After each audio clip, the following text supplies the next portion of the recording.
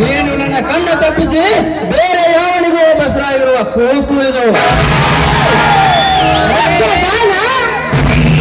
ಬಾಯಿಗೆ ಬಂದದ್ದು ಮಾತನಾಡಬೇಡ ನೀನು. ನಾನು ನಿನಗೋಸ್ಕರ ನನ್ನ ಅಣ್ಣನಲ್ಲಿ ತೆಗೆದುಕೊಂಡೆ. ನೀನು ಹೇಳಿದಂತೆ ಎಲ್ಲ ಆಸ್ತಿ ಅಂತಸ್ತನು ನಿನ್ನ ಹೆಸರಿಗೆ ಬರೆದುಕೊಟ್ಟೆ. ಯಾಕೆ ಗೊತ್ತಾ, ನೀನೇ ನನ್ನ ಸರ್ವಸ್ವ, ನೀನೇ ನನ್ನ ಹೆಸರು, ನೀನೇ ನನ್ನ ಪ್ರಾಣ ಅಂತ ತಿಳಿದುಕೊಂಡು ಆದ್ರೆ ಈಗ ನನ್ನ ಜೀವಕ್ಕೆ ಜೀವವಾಗಿರುವ ಈ ಮಗುವನ್ನು ದೂರ ಮಾಡುವ ಮಾತು ನೀನು ಆಡಿದೆ. ಆದ್ರೆ ನಮ್ಮಿಬ್ಬರ ಪ್ರೀತಿಯ ಸಾಕ್ಷಿಯಾಗಿರುವ ಆ ಮಗುವಿನ ಮೇಲೆ ಆನೆ ಮಾಡಿ ಹೇಳ್ತೀನಿ, ನಾನು ಖಂಡಿತವಾಗ್ಲೂ ಸತ್ತು ಹೋಗ್ತೀನಿ. ಮಗು ಬದುಕಿದರೆ ತಾನೇ ಪ್ರೀತಿಯ ಸಾಕ್ಷಿ ಇರುವುದು.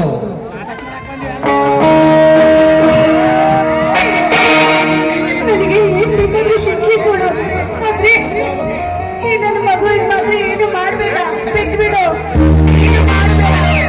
ಯಾರಾದ್ರೂ ಕಾಪಾಡಿ.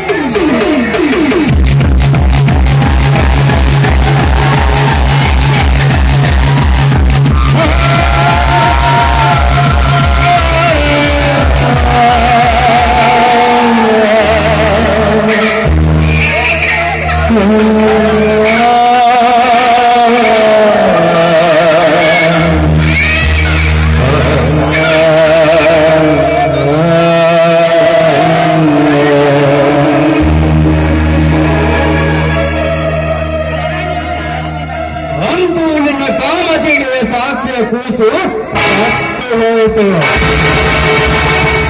ಹಾಗಾದರೆ ಇನ್ನು ಮುಂದೆ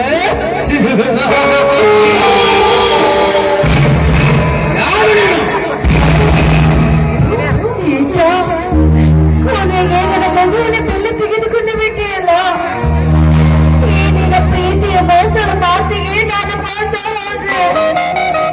ದೇವರೇ, ನಾನು ತಪ್ಪು ಮಾಡಿಬಿಟ್ಟೆ.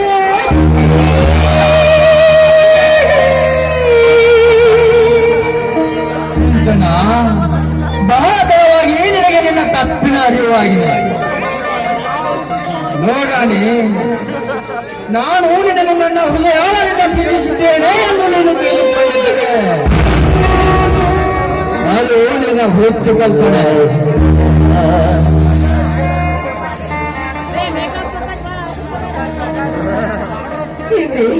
ನನ್ನನ್ನು ನನ್ನ ಪ್ರತಿಯೊಂದು ಕೆಲಸಕ್ಕೆ ಅಡ್ಡು ಬರ್ತಾ ಇದ್ರು. ಅವರ ಅಟ್ಟಹಾಸವನ್ನು ಬಗ್ಗು ಪಡೆಯಬೇಕಾದರೆ ನನಗೊಂದು ಸೂಕ್ತವಾದ ಸೂತ್ರ ಬೇಕಾಗಿತ್ತು. ಆ ಸೂತ್ರವೇ ನೀನು. ಅದೇ ಹೇಗಿದೆ ಈ ವಜ್ರಕಾಂತನ ಮರ್ಮ? ತಮ್ಮನಿಗೆ ಮೋಸ ಮಾಡಿ ನಾನು ಪಾಪಿಯಾದೆ. ಪ್ರೀತಿಯ ವಂಚಕ, ನಿನ್ನರ ಮಾತ್ರ ಸುಮ್ಮನೆ ಬಿಡುವುದಿಲ್ವಾ? ನಿನ್ನ ಪ್ರಾಣವನ್ನು ತೆಗೆದು ಹಾಕ್ತೀನಿ.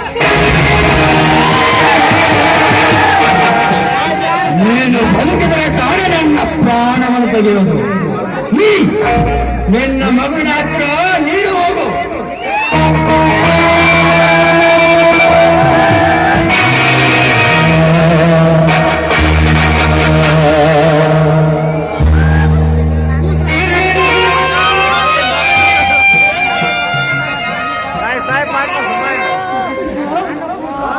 ದಯವಿಟ್ಟು ನನ್ನ ಕ್ಷಮಿಸ್ಬಿಡಲ್ಲ. ನನಗೆ ಇನ್ನೊಂದು ಜನ್ಮ ಇದ್ದಿದೆ. ನಾನಿನ ತಂಗಿಯಾಗಿ ಹುಟ್ಟಿ ಬಂದು ನನ್ನ ತೀರಿಸ್ತೀನಲ್ಲ. ದಯವಿಟ್ಟು ನನ್ನನ್ನು ಕ್ಷಮಿಸ್ಬಿಡಣ ಅಣ್ಣ.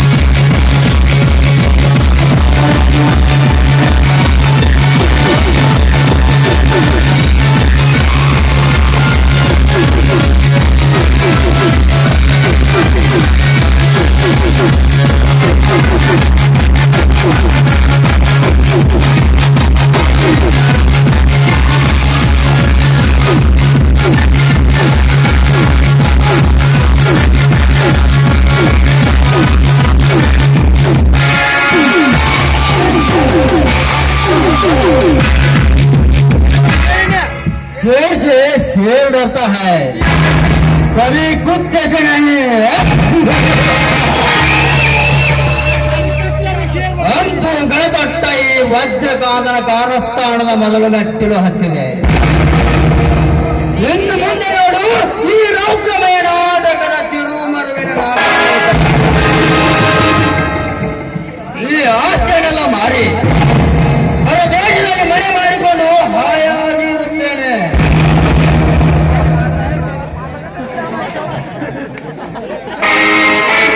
ಓಹೋ, ಹುಲಿಯ ಇತ್ತ ಕಡೆನೆ ಬರುತ್ತಿದ್ದಾನೆ. ಬರಲಿ ಬರಲಿ, ಸೂಕ್ತ ಸಮಯಕ್ಕೆ ಬಂದುತ್ತಾನೆ.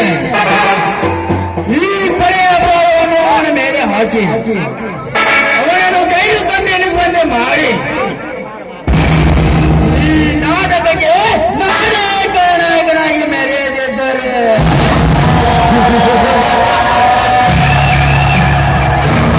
ನನ್ನ ಹೆಸರು ವಜ್ರಕಾಂತನೇ ಅಲ್ಲ.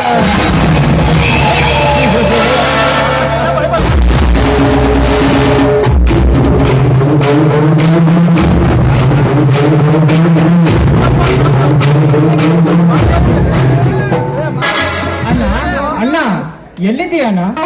ಸಣ್ಣ ನನ್ನ ಕಾಣ್ತಾನೆ ಇಲ್ವಲ್ಲ?